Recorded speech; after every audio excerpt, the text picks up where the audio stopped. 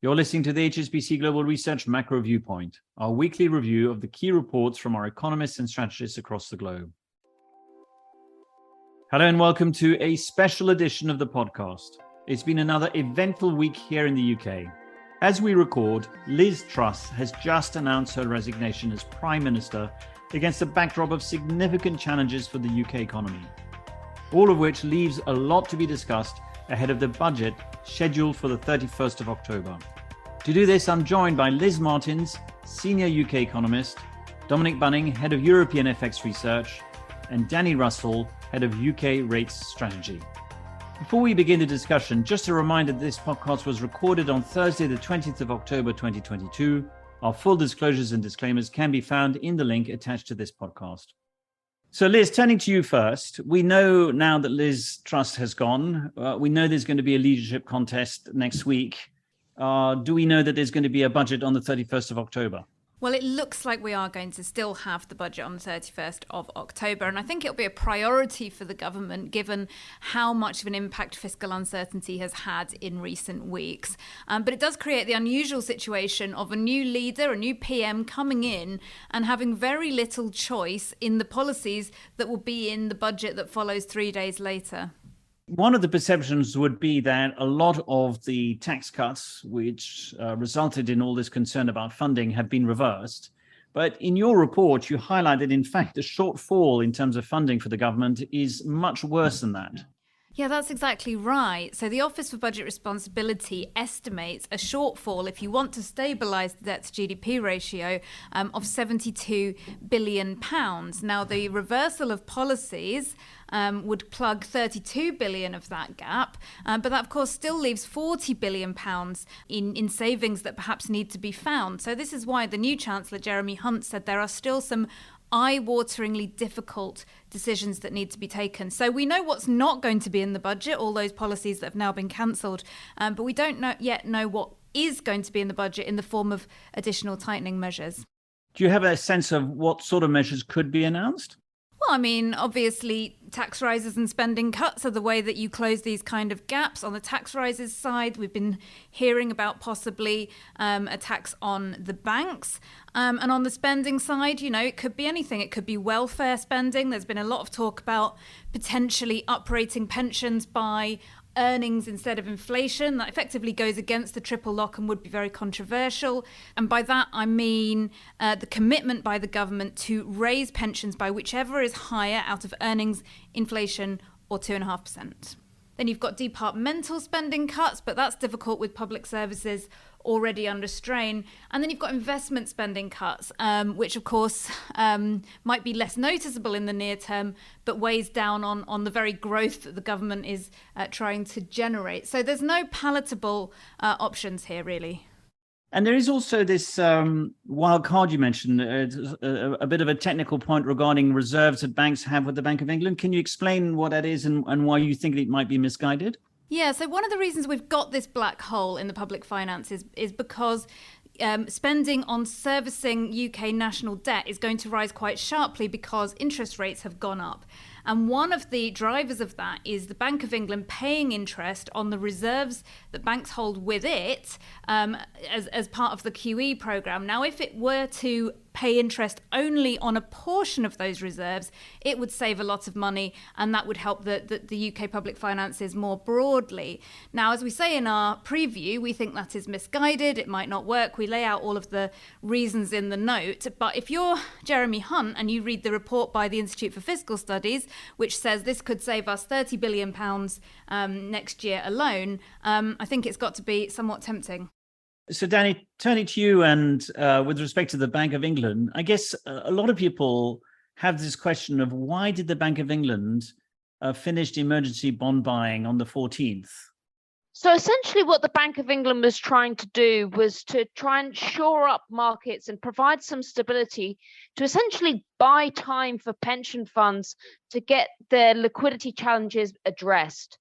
And you know, what that period of two or so weeks of purchases has done has enabled them to do that to some extent.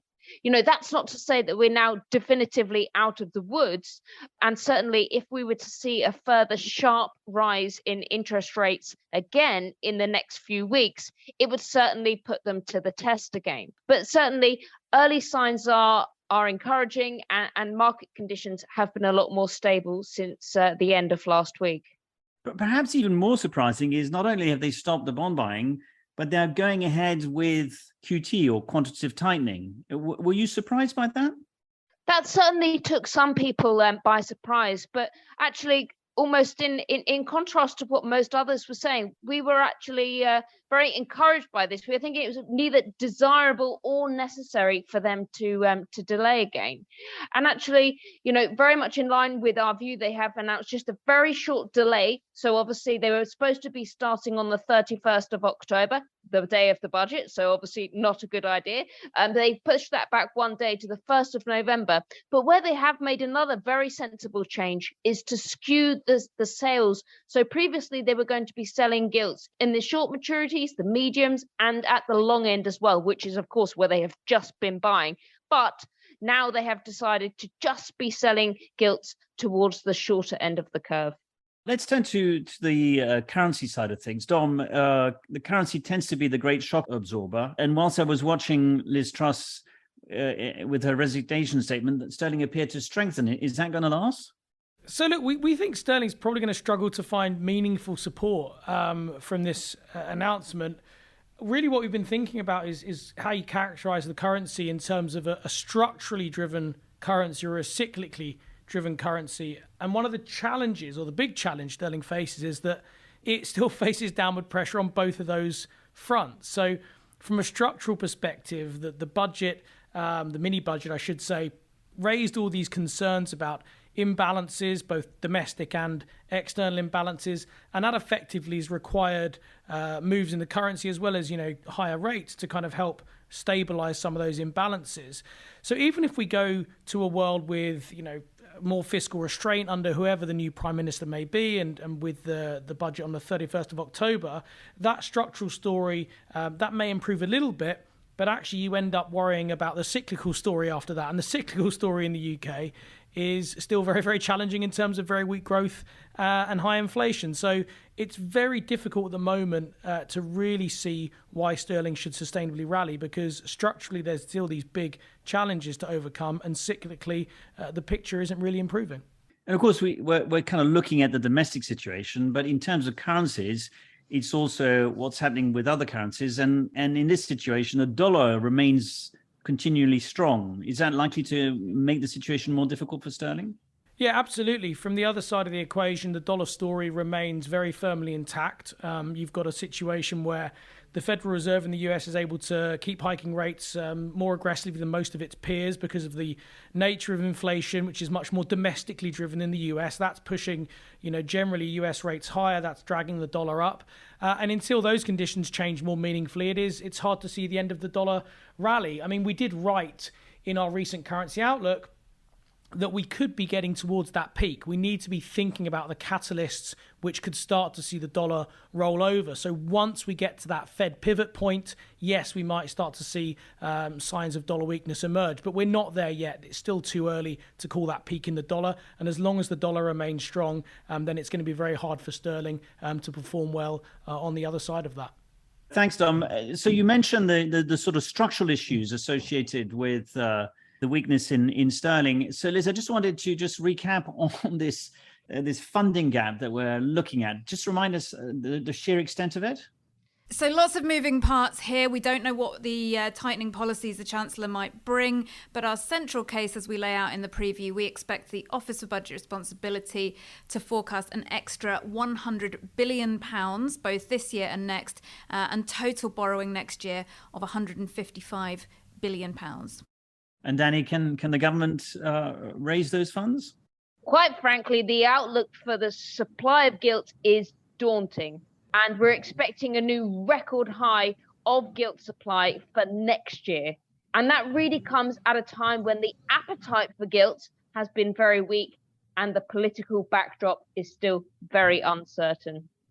Well, on that rather cautious note, thank you, Liz, thank you, Danny, and thank you, Dom, for your comments. I'm sure we'll have you back in the studio soon, but thanks for joining us today. Thank you. Thank you. Thank you. So that's all from this special edition of the podcast. From all of us here on the team, thanks for listening. We'll be back again next week.